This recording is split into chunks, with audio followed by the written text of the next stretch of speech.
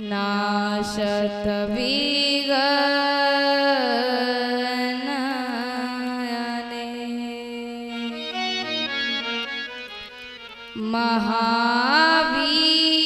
महावीर शरीर में तेज भरा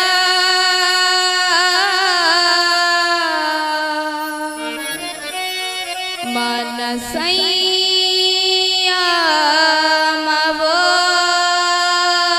बुद्धि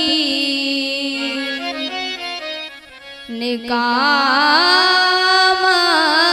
यथा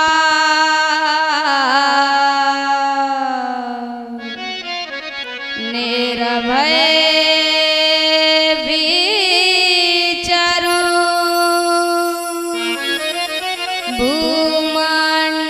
भूमंडल में सब ही मिल कीजिया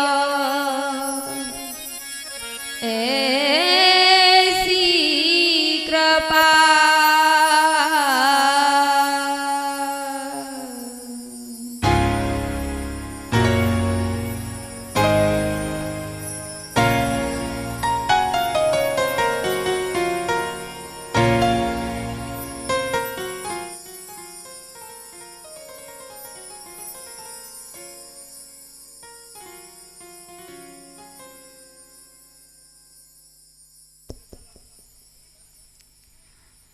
अनंत श्री विभूषित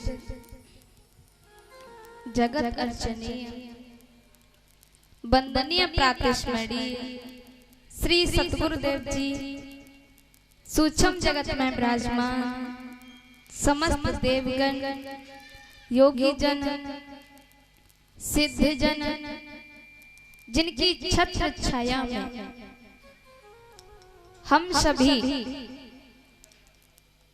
और हनुमान जी की छत्र छाया में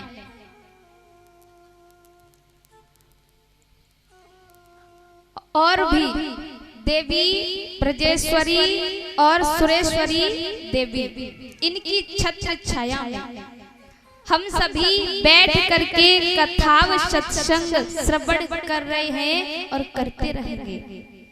देखिए यहाँ पर दृश्य अदृश्य रूप में विराजमान जितने भी संत भगवान हैं, आदरणीय विप्रजन विद्युत जन और भी ज्ञात अज्ञात में जितने भी मेरे श्रोता जनों हैं, सभी से मेरी राधे राधे। मैया राधे राधे, भैया राधे राधे। आवाज तो आई नहीं आपकी, जय हो। तो आज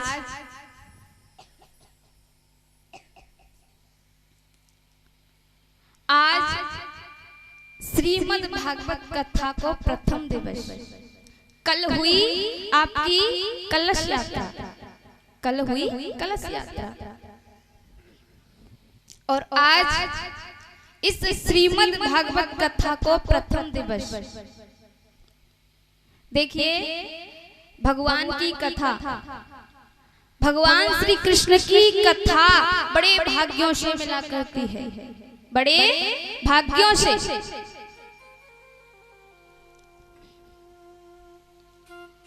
भगवान श्री कृष्ण की परम मंगलमय परात्पर अखिलेश्वर अकारण करुणा वरुणालय भगवान कल्पतरु श्री त्रिधूत विनंदित पीतांबरधारी श्री बाल कृष्ण लाल की वाड़मयी प्रतिमूर्ति श्रीमद् भागवत महापुराण। तो आइए इसमें प्रवेश करने से पहले हम सभी मिलकर के हरिनाम संकीर्तन करेंगे और उसके बाद में कथा की चर्चा। तो सभी बड़े भाव के साथ में ताली बजाते हुए मेरे साथ में हरिनाम संकीर्तन और उसके बाद में कथा की चर्चा। श्री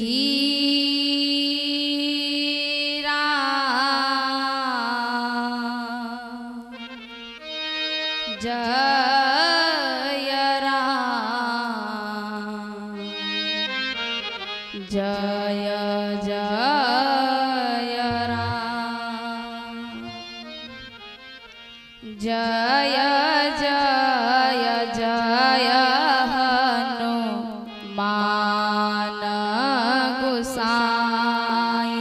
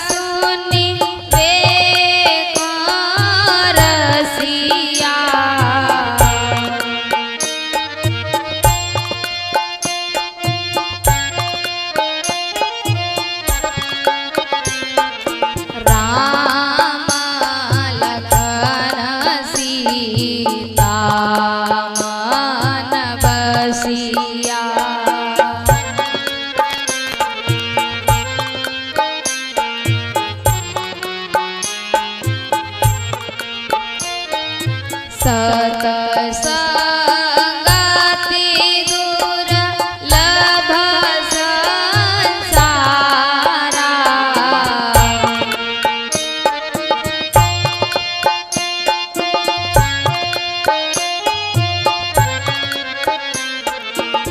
में शरण भरे एक बारा।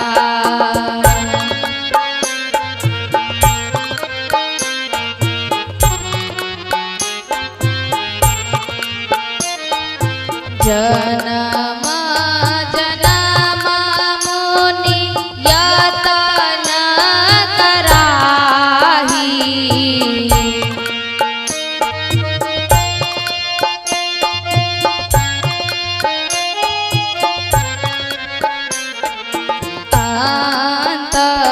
अंतराम कहे आवत नाही।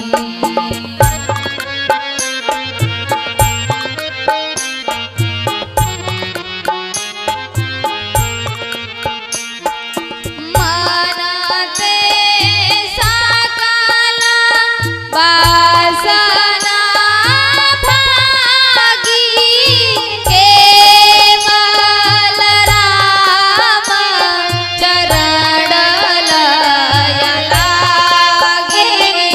केवल राम चरण लय लागी। कृष्ण गोविंद गोविंद गोपाल नंदलाल, कृष्ण गोविंद गोविंद गोपाल नंदलाल।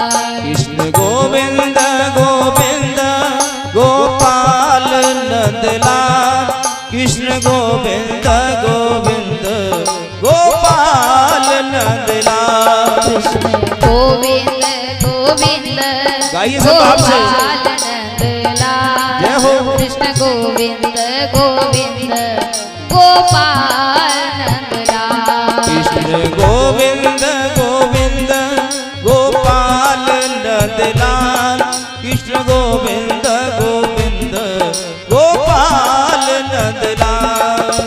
सभी गाइए बड़े भाव के साथ में ताली बजाते हुए।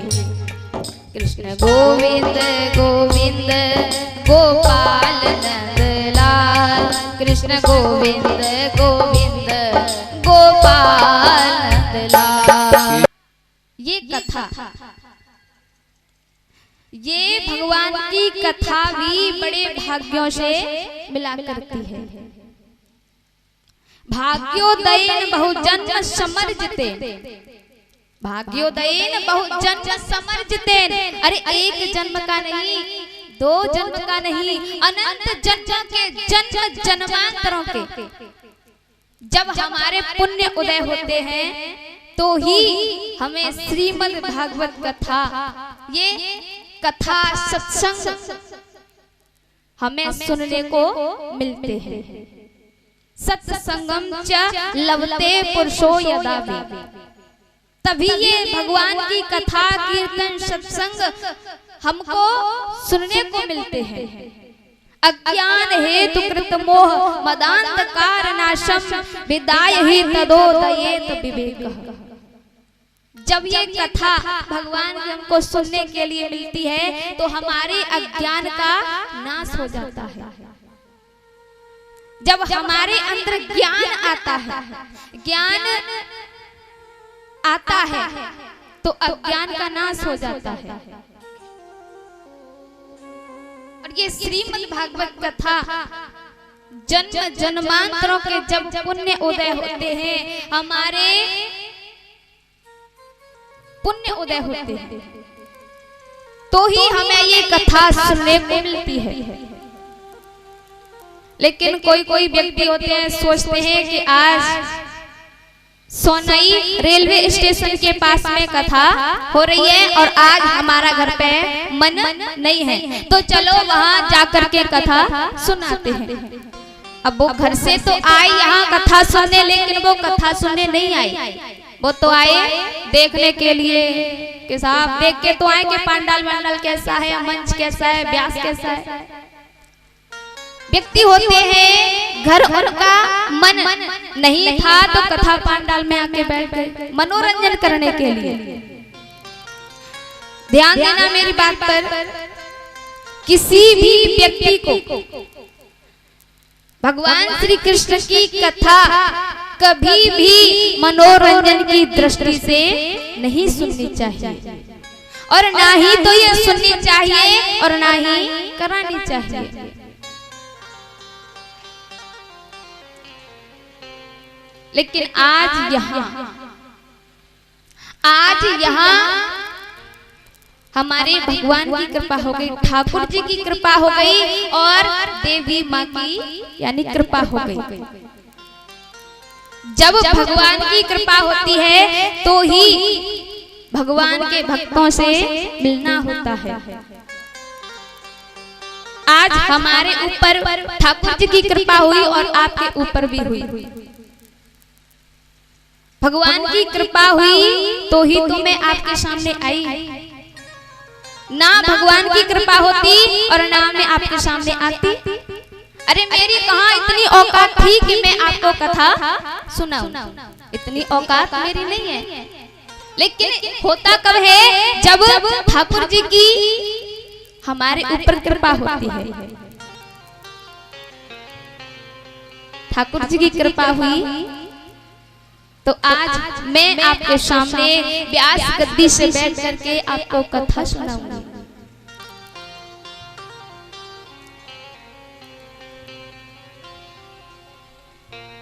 तो ये श्रीमद् भागवत कथा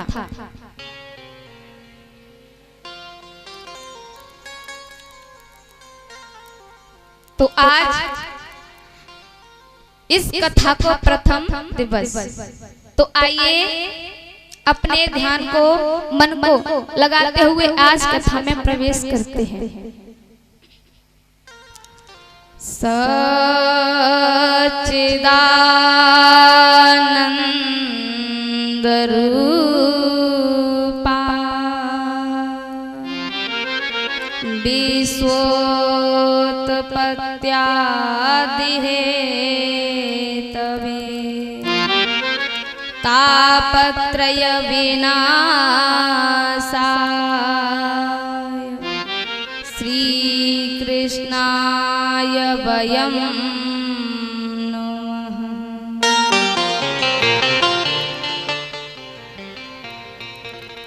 ध्यान देना, जीवन की 3 बातें सुनने और समझने की हैं, सुनने और समझने की हैं। देखिए हम बात बात पर कहा करते हैं सच्चिदानंद सच्चिदानंद, लेकिन सच्चिदानंद कहते किसे हैं?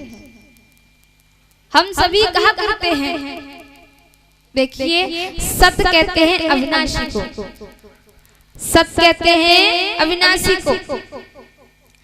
जो पहले सत्य था सत्य है और सत्य ही रहेगा, उसे कहते हैं सत। दूसरी बात है चित्त। चित्त माने होता है प्रकाश। जैसे कि हम और आप लोगों को यानी कोई पुस्तक पढ़नी हो, किताब पढ़नी हो, तो हमें प्रकाश लेने की आवश्यकता होती है कि नहीं? होती है ना। लेकिन जिस परमपिता परमात्मा को कभी किसी से प्रकाश लेने की आवश्यकता नहीं होती, उसे कहते हैं चित्त। जो तो यानी भगवान श्री कृष्ण तो साक्षात ही प्रकाश स्वरूप है, तो उसे कहते हैं चित्त। चित्त माने होता है प्रकाश। एक और बात, आनंद। देखिए आनंद का उल्टा कभी कुछ नहीं होता। और ये आनंद क्या है? आनंद क्या है? ध्यान देना मेरी बात पर। आनंद मखमल के गद्दों पर सोना आनंद नहीं है। अरबों की संपत्ति यानी कमा करके समाज में प्रतिष्ठा पाना, बैठना, इसका भी नाम आनंद नहीं है। अरे आनंद बार होता ही नहीं है, आनंद बार होता ही नहीं है। अरे आनंद तो अपने अंदर की चीज है, आनंद हमारे अंदर छुपा हुआ है। लेकिन हम क्या करते हैं? आनंद को अपने से बाहर खोजते हैं। जैसे धन में, स्त्री में, आदि में आनंद को खोजते हैं, लेकिन आनंद बाहर है ही नहीं है। आनंद तो हमारे और आपके सभी के अंदर की चीज है, बाहर होता ही नहीं है। लेकिन संसार में जितनी भी वस्तु हैं सबका उल्टा कुछ न कुछ होता है। मूर्ख का उल्टा विद्वान, लेकिन आनंद का उल्टा कभी कुछ नहीं होता। इसीलिए सत्य भी श्री कृष्ण है और चित्त भी श्री कृष्ण है और आनंद भी श्री कृष्ण है। सच्चिदानंद रूपाय विश्वोत्पत्त्यादिहे तवे तापत्रय विनाशाय श्री कृष्णाय वयं नमः।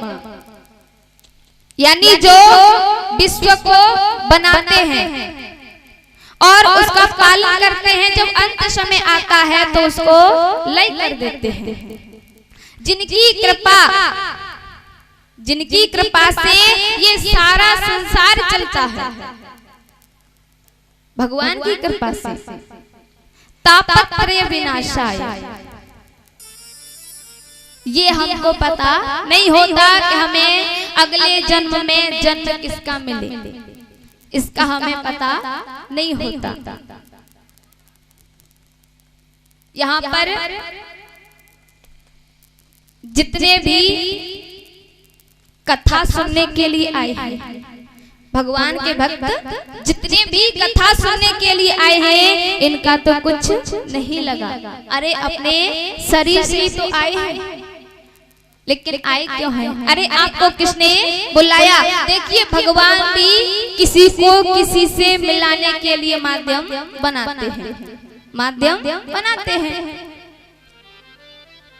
यहाँ पर भगवान की कृपा हुई,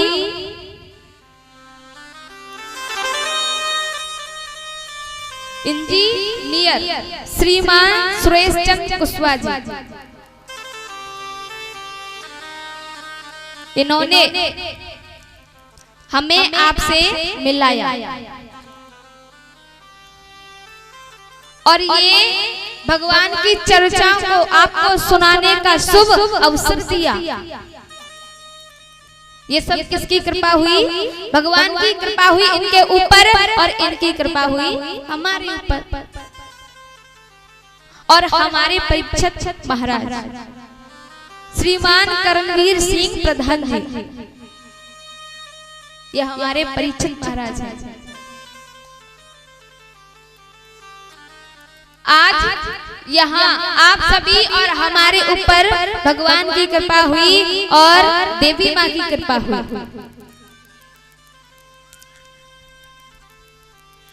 देखिए ताप होते हैं तीन प्रकार के, आध्यात्मिक ताप और आदि दैविक ताप तथा आदि भौतिक ताप। ये तीन प्रकार के ताप हैं। इन तीनों प्रकार के तापों को विनिष्ट करने की शक्ति सामर्थ्य हमारे भगवान श्री कृष्ण में है। इसी के कारण श्रीमद् भागवत कथा में सबसे पहले वंदना की गई है भगवान श्री कृष्ण की। सच्चिदानंद रूपाय विश्वोत्पत्त्यादिहे सबसे पहले वंदना की गई है भगवान कन्हैया की। आदरणीय श्री सुखदेव जी, अरे आदरणीय श्री सुखदेव जी का जीवन कितना पावन और कितना यानी पवित्र है। श्री सुखदेव जी ने 12 वर्षों तक अपनी माता के गर्भ में ही निवास किया। अरे माँ के गर्भ को श्री सुखदेव जी ने मंदिर बना दिया। ऐसे सर्वभूत हृदय वाले श्री सुखदेव जी को हम बार बार वंदन करते हैं। देखिए आप और हम आज यहाँ कथा सुनने के लिए एकत्रित हुए हैं। ठीक इसी प्रकार 88,000 संत जन नेम शरण क्षेत्र में सत्संग के लिए एकत्रित हुए। श्री सुखदेव जी गोलोक धाम में राधा रानी की गोद में खेला करते हैं। राधा रानी की गोद में वो क्रीड़ा किया करते हैं। अब क्या हुआ, एक दिन राधा रानी ने श्री सुखदेव जी से कहा कि बेटा आप जाइए धरती पर और जाकर के जन जन में भागवत का यानी प्रचार करो। जैसे ही कहा राधा रानी ने तो श्री सुखदेव जी ने कहा कि नहीं माँ, मैं धरती पे नहीं जाऊंगा। यदि मैं धरती पे चला भी गया तो जाते ही मुझे माया घेर लेगी, माया मुझे अपनी ओर आकर्षित कर लेगी, इसलिए मैं धरती पर नहीं जाऊंगा। और यदि मुझे माया ने आकर्षित कर भी लिया तो जो 2-4 आपके नाम की माला जपा करता हूँ ना, वो भी छूट जाएंगे, इसलिए मैं पृथ्वी पर नहीं जाऊंगा। राधा रानी ने कहा कि बेटा आप जाइए तो सही, अरे आपको मेरा आशीर्वाद है, ये मेरा वचन है कि आपको माया नहीं सताएगी। राधा रानी ने वचन दिया। वही आदरणीय पूज्य श्री सुखदेव जी जो तोता के रूप में गोलोक धाम में खेला करते थे राधा रानी की गोद में, आज वही कैलाश पर्वत पर एक पछड़ी के गर्भ से जन्म लेके आए। जैसे ही श्री सुखदेव जी का जन्म हुआ, लेकिन कैलाश पर्वत पर बर्फीली हवाएं चलने के कारण वो अंडा फूट गया था। अभी उसमें बच्चे का यानी प्रादुर्भाव नहीं हुआ था, अंडा फूट गया था। और उस अंडे के माता पिता पक्षी और यानी जो पक्षी सुख उस अंडे को वहीं पड़ा हुआ छोड़ करके उड़ गए। अब कैलाश पर्वत पर निवास करते हैं भोले बाबा। अब नारद जी ने सोचा जब तक इस धरती पर श्री सुखदेव जी का आगमन नहीं होगा तब तक जन जन में भागवत प्रचार प्रसार नहीं होगा।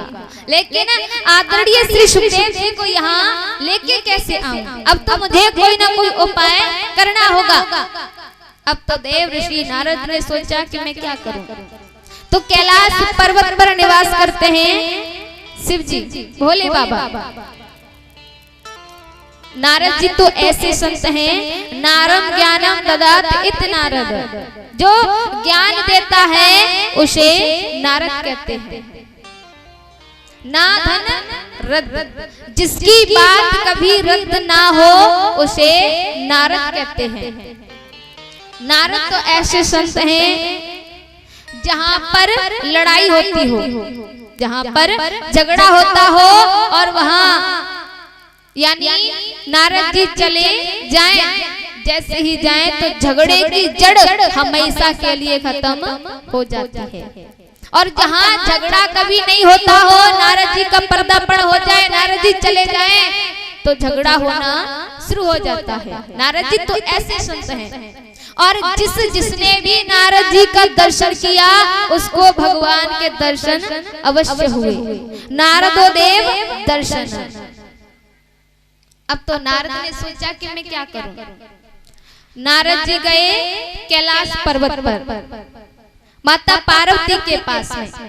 जैसे ही माता पार्वती के पास में गए, शिवजी, अरे शिवजी तो गुफा में भगवान का भजन करने के लिए लगे थे और आश्रम में अकेली माता पार्वती थी। देव ऋषि नारद गए।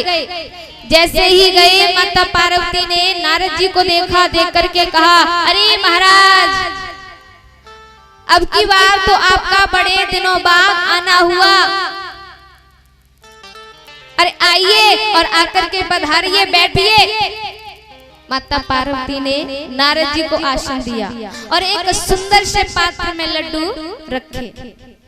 अब तो बैठे। माता पार्वती ने पूछा, अरे क्यों महाराज, अब क्या आपने आना जाना बंद कर दिया है क्या? नारद जी ने कहा कि अब हम कहीं आते जाते नहीं हैं। बोली क्यों, क्या हुआ? नारद जी बोले कि हमने आना जाना इसलिए बंद कर दिया है कि अब लोगों में प्रेम नहीं है। ये तो प्रेम भी है तो फिर बनावटी प्रेम करते हैं, हकीकत में कोई भी प्रेम किसी को नहीं करता। अरे जहाँ पर बनावटी प्रेम हो, जहाँ पर भावना हो, वहाँ पर जाना क्या, हम ऐसी जगहों पर नहीं जाते। अब लोगों में प्रेम भाव नहीं है, कोई किसी को प्रेम नहीं करता, इसलिए हमने आना जाना बंद कर दिया है।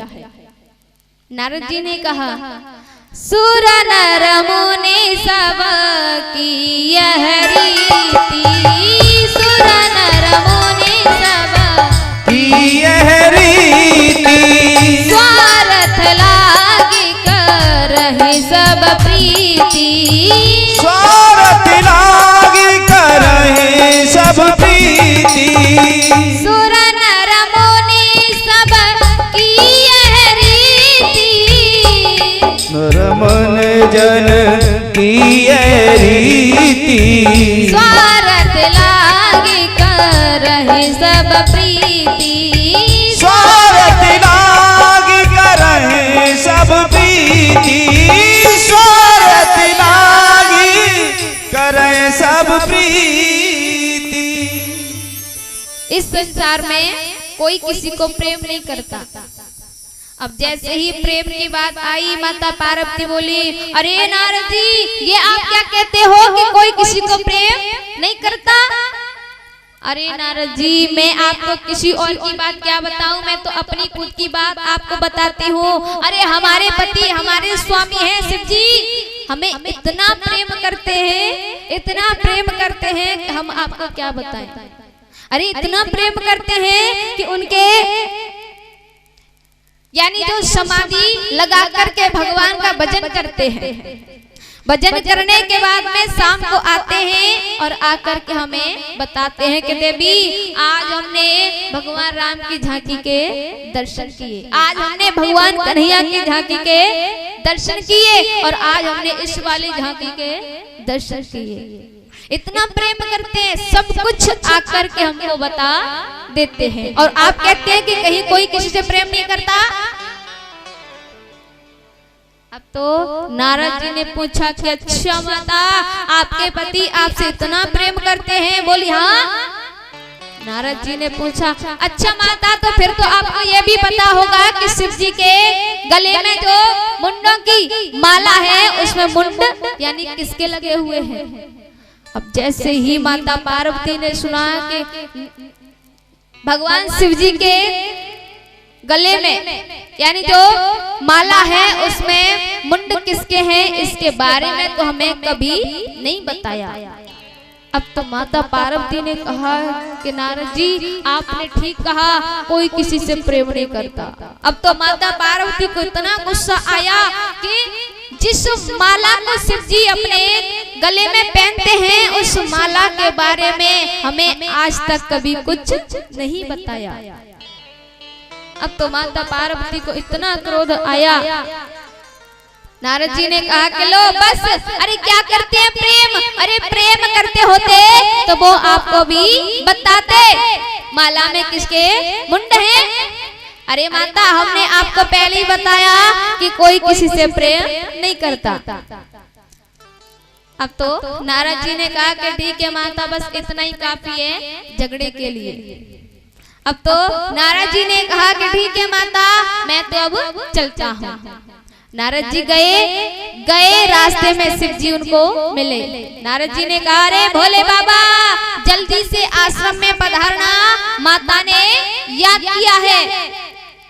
शिव जी ने कहा कि जहाँ नारद का पर्दापण हुआ है तो माता ने अवश्य याद किया होगा। इतना कह करके नारद जी वहां से चले गए और शिव जी आए माता पार्वती के पास। जैसे ही माता पार्वती के पास में शिव जी आए और माता पार्वती तो एकदम गुस्से में यानी इतना क्रोध करके बैठे हैं कि आने दो, आज हम उनको पूछ के ही रहेंगे। जैसे शिव जी आए, शिव जी ने कहा अरे देवी जी, आज तो हमारे यहाँ नारद जी आए, अरे क्या कह करके चले गए, क्या हुआ। अब माता पार्वती क्या थी जो बोले, वो तो इतने गुस्से में बैठी। अब तो जैसे शिव जी ने पूछा, बोले देवी क्या हुआ, आप बोलती क्यों नहीं, बात क्या है बताओ। माता पार्वती ने कहा देखो इस संसार में कोई किसी से प्रेम नहीं करता, प्रेम भी करता है तो बनावटी प्रेम करता है। और आप तो वैसे भी कपटी हो, कपटी। अब तो शिव जी ने कहा कि पार्वती मैं कपटी कैसे हूँ? अरे मैंने ऐसा कौन सा कपट किया है? माता पार्वती ने कहा कपट आपने ये किया है कि आपके गले में माला है और आपने हमें आज तक नहीं बताया कि उसमें मुंड किसके लगे हैं। और आप कहते हैं कि मैं आपको इतना प्रेम करता हूँ। क्या प्रेम करते हैं? ये तो प्रेम करते होते तो बता दिया होता। अब तो शिव जी ने कहा कि देवी हम आपसे इतना प्रेम करते हैं, इतना प्रेम करते हैं, उसका कोई प्रमाण वास्तविक है तो वो प्रमाण है ये नरमुंड। ये मुंड जो माला में है वो किसी और के नहीं है। देवी माला में जो मुंड है वो आपके ही मुंड लगे हैं। अब जैसे ही माता पार्वती ने सुना कि मेरे ही मुंड लगे हैं तो माता पार्वती ने कहा अच्छा फिर तो आप कपटी नहीं महाकपटी हो, महाकपटी। अब शिव जी ने कहा कि देवी महाकपटी कैसे हो गई, बात क्या है? पार्वती ने कहा कि यदि आप वास्तव में प्रेम करते होते तो आपने वो जड़ी बूटी हमको भी पिला दी होती जिससे हम भी कभी नहीं मरते। अरे मैंने जितनी बार जन्म लिया, जितनी बार मरी, और आप तब से एक ही हो। यदि आप हमें प्रेम करते तो हम भी कभी नहीं ना जन्म लेते और ना ही कभी मरते। अब तो शिव जी ने कहा कि देवी मैंने एक जड़ी बूटी पी है और वो है अमर कथा। वो क्या है? अमर कथा। जैसे ही उन्होंने देखा कि मेरे मन को शांति नहीं है, अब तो उन्होंने 4 वेद की उत्पत्ति की। लेकिन 4 वेद की उत्पत्ति करने के बाद में भी वेद व्यास जी के मन में शांति नहीं हुई, बेचैन हो रहे हैं। तभी उनके पास में देव ऋषि नारद जी का आगमन हुआ। नारद जी से वेद व्यास जी ने बताया कि देव ऋषि नारद जी मैंने एक वेद के 3 भाग किए, 4 हो गए, लेकिन फिर भी मुझे शांति नहीं मिली। अब मुझे ऐसा क्या करना चाहिए? अब मैं ऐसा क्या कर सकता हूँ? तब देव ऋषि नारद जी ने कहा कि देखो संत कृपा सबसे बड़ी कृपा होती है। अरे संतों की कृपा का अनुभव मैंने किया है, मुझे संतों की यानी कृपा का अनुभव है।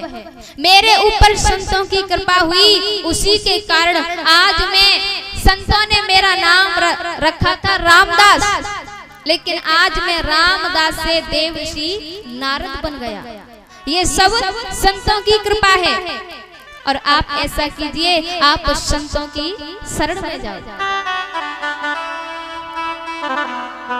संतों की शरण में जाओ। नारद जी ने वेद व्यास जी को अपने पूर्व जन्म की कथा सुनाई, लेकिन तभी देव ऋषि नारद ने वेद व्यास जी के कान में एक 4 मंत्र बताए। मंत्र बताए तभी कहा कि आप संतों की शरण में जाइए और आपका समाधान हो जाएगा।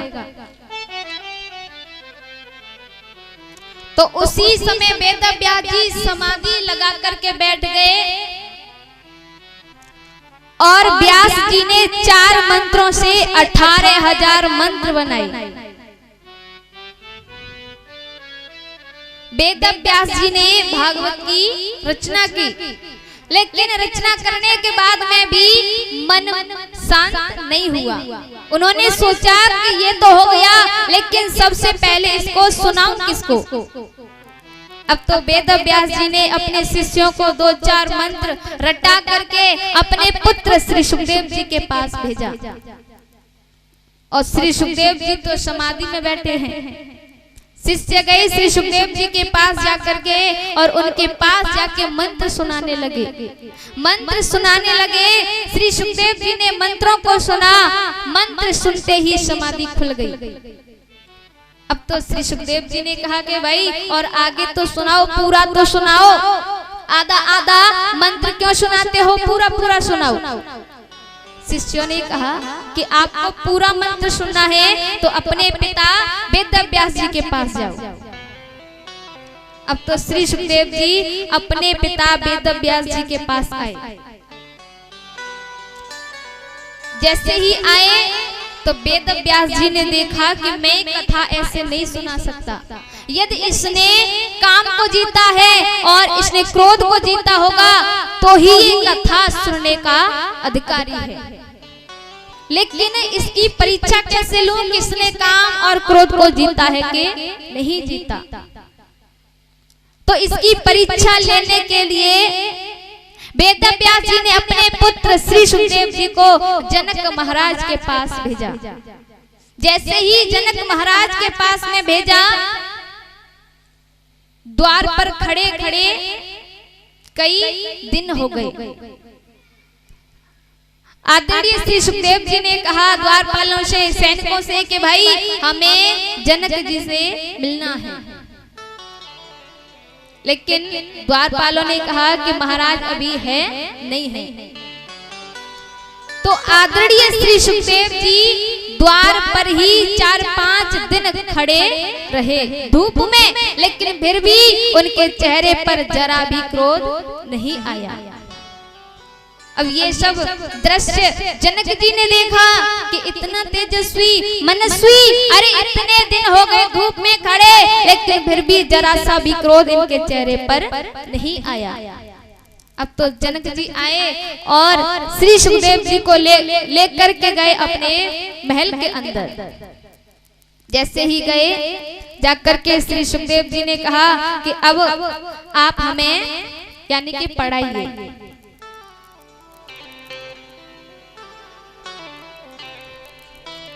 जनक जी ने कहा कि हम आपको अवश्य पढ़ाएंगे, लेकिन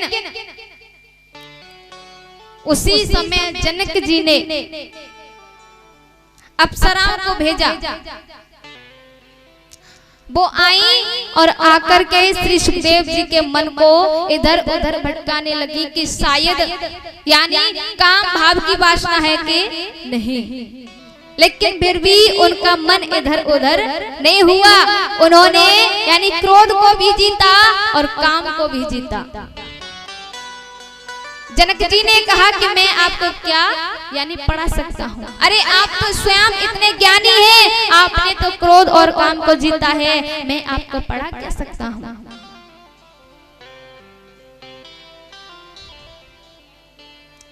तब जनक जी ने उनको श्रीमद् भागवत का अध्ययन कराया और उसी श्रीमद् भागवत कथा के अध्ययन से श्री सुखदेव जी ने राजा परीक्षित को जब 7वें दिन तक्षक सर्प डसने का श्राप लगा था, उससे उसकी मुक्ति दिलाई। अरे इतने बड़े बड़े ज्ञानी पुरुष संत जन कोई भी मुक्ति का मार्ग बता नहीं पाया, और वो सब श्री सुखदेव जी ने किया। अब तो शौनकादिक ऋषि कहते हैं कि ये राजा परीक्षित कौन है और इसको 7 दिन में डसने का श्राप कैसे और क्यों और किस कारण मिला था। अब सूत जी कहते हैं कि देखो राजा परीक्षित की कथा मैं आपको सुनाना इतना आवश्यकता नहीं मानता, लेकिन फिर भी आपको सुनाऊंगा। क्यों? क्योंकि जिस व्यक्ति की कथा परमात्मा की कथा से जुड़ जाए वो भगवान की कथा से कम नहीं होती। अब जैसे ही उत्तराने उसे आते हुए देखा, रोती हुई घबराती हुई भगवान की शरण में आई। आज उत्तरा रोने के लिए लगे, रोते रोते भगवान के पास आई, भगवान से बोली पाहि पाहि महायोगिन देव देव जगत्पते नान्यं त्वदभयं पश्ये यत्र मृत्युः परस्परम्। उत्तरा ने कहा, अरे भगवान कन्हैया हमारी रक्षा करो, हमें बचाओ। भगवान हमें बचाने वाला और कोई नहीं है, यदि हमारी रक्षा कर सकते हैं तो वो है आप। अरे भगवान ये लोहे के समान दहकता हुआ बाण ये मुझे भले ही जला करके भस्म कर दे, मुझे भले ही जला करके मार दे, लेकिन भगवान ये मेरे गर्व को नष्ट न करे। आज उत्तरा रो रो करके भगवान से कहने लगी, आज उत्तरा रोती हुई भगवान की शरण में आई। भगवान ने देखा कि ये पांडवों के वंश को निर्वंश करने का यत्न अश्वत्थामा ने किया है। अब जैसे ही भगवान ने देखा, देखते ही भगवान ने उत्तरा के गर्भ की रक्षा की। उत्तरा के गर्भ में जाके उसके पुत्र की रक्षा की। बोलिए गोविंद भगवान की जय। जय जय श्री राधे।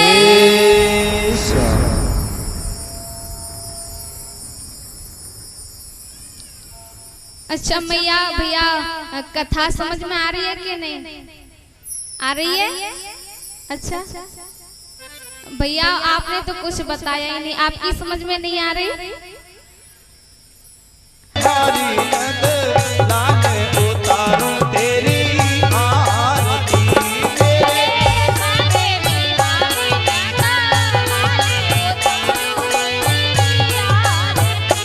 प्यारे मोर मुकुट अत सोहना, प्यारे मोर मुकुट अत सोहना, हो प्यारे गल में जंती माल उतारूं तेरी आरती, मेरे बाके बिहारी नंद लाल उतारूं तेरी आरती।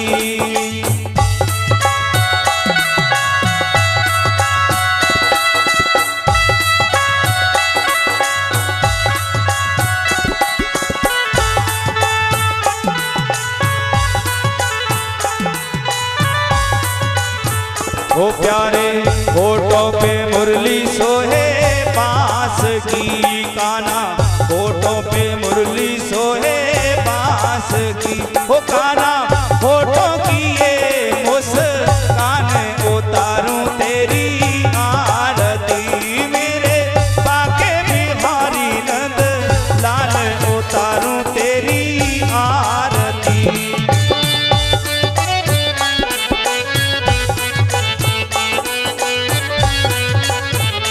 प्यारे पीत जगुनिया तन काछनी, प्यारे पीत जगुनिया तन काछनी, प्यारे मयूर की झनकार उतारूं तेरी आरती, मेरे बाके बिहारी नंद लाल उतारूं तेरी आरती।